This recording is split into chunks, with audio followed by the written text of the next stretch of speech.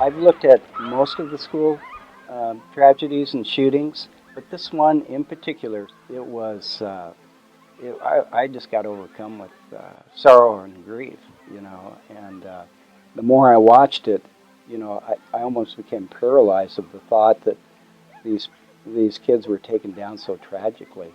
Am I ready if such an incident were to happen here in our district?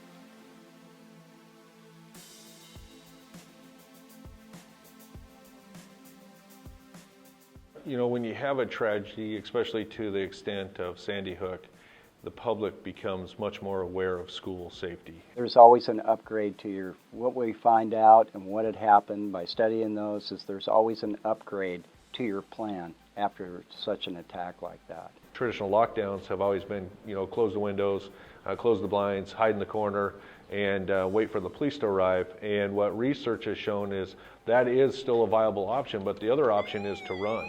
And if you can get out of a bad area, then go ahead and get out of there. And so instead of lockdown being just the old traditional lockdown in place, shelter in place, we now have instituted a run, hide, fight program.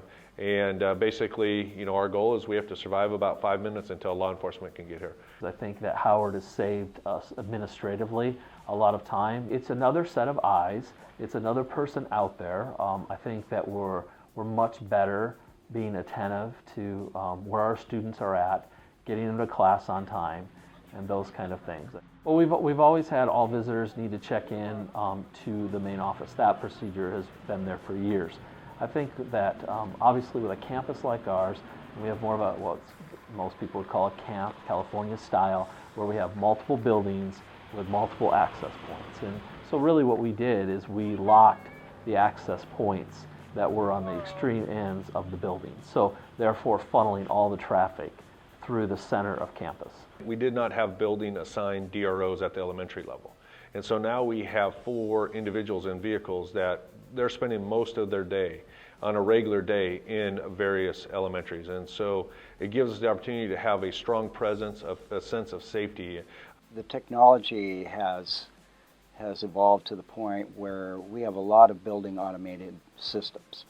And these systems can be very complicated, and there's lots of computerization. So anything from our door access, the doors can be placed on timers and locked, and we can have lockdowns by just the push of a button.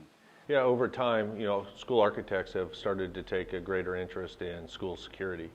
And with that, the control entries throughout the building. And so part of it is through design, having less exterior doors. And so there's less options to get into the building with balancing the opportunity to get out of the building in emergency. The best way to prevent something like this happening is for people to know one another. If a child in school is able to go through school anonymously, where he's not connected with any adult or any other students, then nobody will know to pick up the signs that something's a little bit different in this kid. People who go into education like kids. As a kid person, the worst thing that could ever happen in my career is some kid get injured and there's something I could have done about it.